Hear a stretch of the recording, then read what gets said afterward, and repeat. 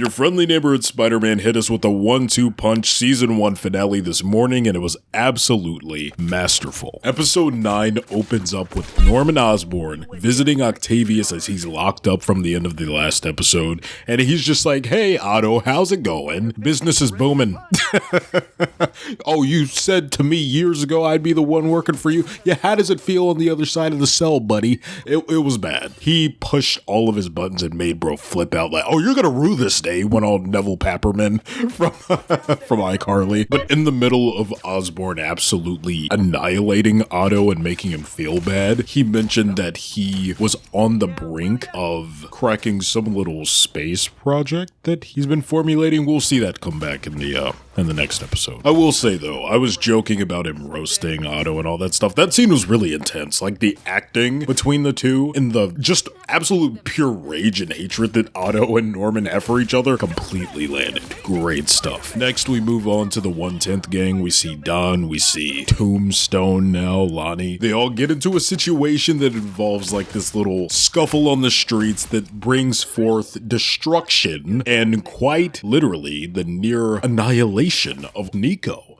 And in the middle of this happening, guess who shows up? Spider-Man. The actual Spidey in the red and blue traditional suit. One tweak I noticed, the back emblem, like the circular red spider on the back that we've seen for years, has been brought to the front as well, shrunk down and made black to be his front logo. Very interesting choice. I'm not going to say I don't like it, but it is a bit of an adjustment. I have to get used to it, but the suit is beautiful. I love it. It's traditional Spider-Man. You're always going to win me over with that. Love the suit. But yeah, this whole thing with the 110 and Spider-Man eventually builds to the Scorpions getting into the mix, which brings us to the big fight of the episode with the return of the Scorpion. They're boxing, they're fighting. Scorpion gets the one up on Don and actually almost takes him out, but Spider-Man gets over his fear. After the last episode when Peter got beat up, he was like, "I don't know if I want to face the Scorpion again." Nah, he's like, "You know what? I gotta brave up a little bit and do this thing." And he saves Don. Lonnie pulls Don to the side, is like, "Yo, what are we gonna do? This is getting out of control." And Don is like, yeah, I'm a dip. Peace out."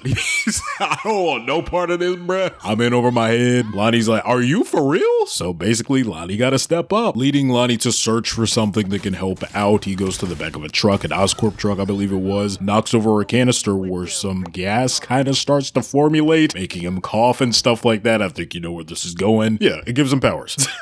He comes out, Scorpion's attacking Spider-Man, then he turns to attack Lonnie and quote-unquote stabs Lonnie in the chest, but the tail is damaged, not Lonnie's skin. Spidey's like, "Yo, that's cool. Help me box this dude, bro. I need some help."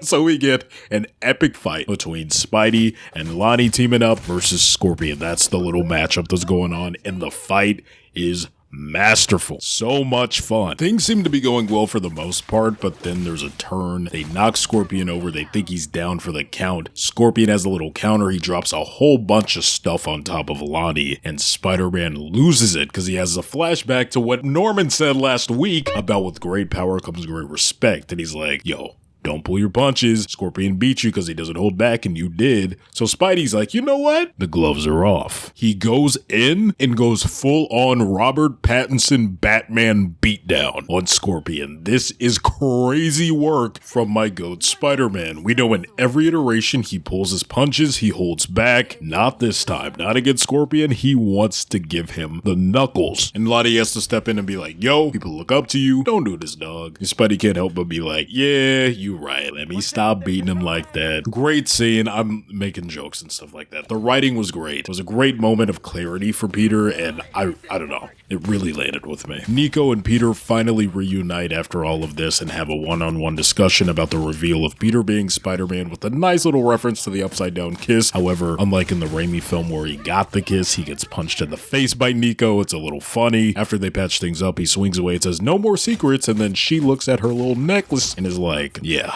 no more secrets," kind of alluding to Runaways stuff. And the episode closes out with Norman Osborn kind of teasing his plans. Maybe he wasn't as forward with Peter and the interns as we thought. Obviously, he was up to some shady stuff. Some of the stuff having updates on the glider that he was working on. But we also got confirmation, I did mention this in the last review, I meant to, as well as the Go Get 'em Tiger line. I meant to mention that. There was something else I forgot that's leaving my mind. I don't know. But anyway, last week when Peter got beat up by Scorpion and was put into the Oscorp hospital. They took some of his blood. That comes back and is paid off here. They inject it into a spider to try to replicate Spider-Man's DNA. So he's got something cooking up with that, and he's been using the interns for some project that's going to get revealed in the next episode. So let's talk about that episode 10, the finale, If This Be My Destiny. The last episode was called Hero or Menace, by the way. We got the red and blue suit in the intro, absolutely peak. Quite a lot happens in this episode, so I'm going to try to condense it as much as possible, but Spidey's out doing his hero thing while Pearl is waiting for Peter to get there with their project. He finally arrives on time. They get through the project, making A-, and Pearl goes from calling Peter Petey to Peter. Our boy is moving up in the world a little bit, okay? We pivot from school to the Oscorp internship where Norman Osborn comes up to all the interns and finally shows them the little secret project that he's had in his back pocket that they've all contributed to within these previous episodes. Yeah, he pretty much forced them to help him build a gateway to outer space, kind of the same way that portals work, Doctor Strange be using. Yeah,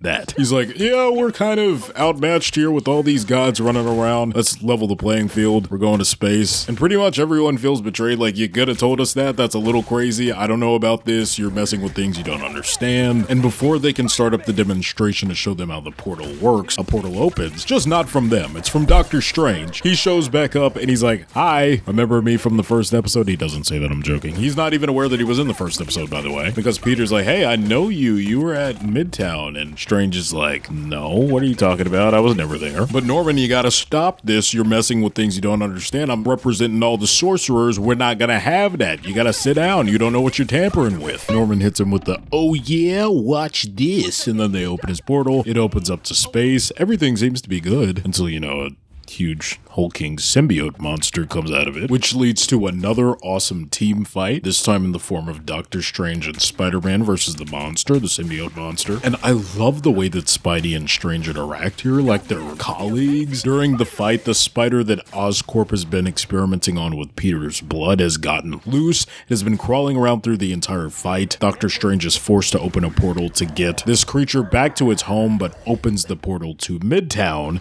and that spider that they were experimenting on follows them, which loops back to episode 1, informing us that this is a time loop which kind of caused Peter to become Spider-Man in the first place. So the spider that bit him in this first episode, yeah, it's the spider that's injected with his blood because Oscorp experimented on it after he got beat up by Scorpion. It's crazy how they looped the origin like that. So creative. I don't know. I loved it. Peter gets the actual portal that Osborn made back open to send the symbiote back home, but as it closes, a little piece of the symbiote is left over. Norman finds that by the end of the episode, by the way. He's up to no good with that, I can already tell. Okay, there's a lot more stuff they jam-packed at the last second in this episode, so I'm gonna speed run through it. We saw the Watcher as Peter was talking to Doctor Strange, and Doctor Strange was like, you know what? You gotta figure it out. You're gonna be somebody one day, kid. That was a great scene. Jean is shown to actually already be Finesse. I thought they were building to that. No, she's already Finesse, and she works with Daredevil. Like, she's been inside spying on Osborn the whole time. That was a crazy reveal. Harry Osborn is starting up his own company called Web to kind of do the same thing the Oscorp internship did for a whole bunch of smart young people, except without, you know, the deception. There were a list of names in this shot. I didn't catch them all, so you can do that if you want to, but off the top of my head, I remember seeing all the people at the Osborn internship or the Oscorp internship, but I also saw Ned Leeds and Max Dillon. Those two really stood out to me. So getting Ned in there, getting Electro, that's gonna be sick. We catch up with Lonnie, who's now the leader of the 110 gang, throws away his jacket and his fingers are changing colors, more reminiscent of how he looks in the comics, so we will be seeing that transformation, it seems. Nico's using magic to see her mother again, and the last big thing that I wrote down, I probably missed some stuff, I'm sorry, but the last big thing that I wrote down had to be Aunt May visiting someone who's locked up right now, that person being Peter Parker's father, Richard Parker, voiced by none other than Josh Keaton, who played Peter Parker, Spider-Man, in The Spectacular Spider-Man. No idea where that's gonna go, but I'm excited, I'm intrigued. It's new, it's different, and it reminds me of The Amazing Spider-Man. Kind of nostalgic seeing them kind of dig up a storyline like that. We'll see what happens. If you are still hesitant on this show, give it a shot. If you don't like it, you don't like it, but at least give it a shot. As a diehard Spider-Man fan and being my favorite superhero of all time, this scratched an itch that I didn't know needed to be scratched, and I cannot wait for season 2. Round of applause to the entire team. Thank you you guys for an incredible ride. This was a blast. I love reviewing this and talking about it with you guys in the comments below. Let's do it one more time till season 2 comes around. What did you think of the season finale, the season 1 finale of your friendly neighborhood Spider-Man? Let me know. Leave a like, share the video around with anyone you think may be interested, and hit that subscribe button. Also, shout out to the showrunner. I was talking about how much I loved the show and he showed some love to me back. Just wanted to give him a shout out. You all rock. Okay, I'm done. Later.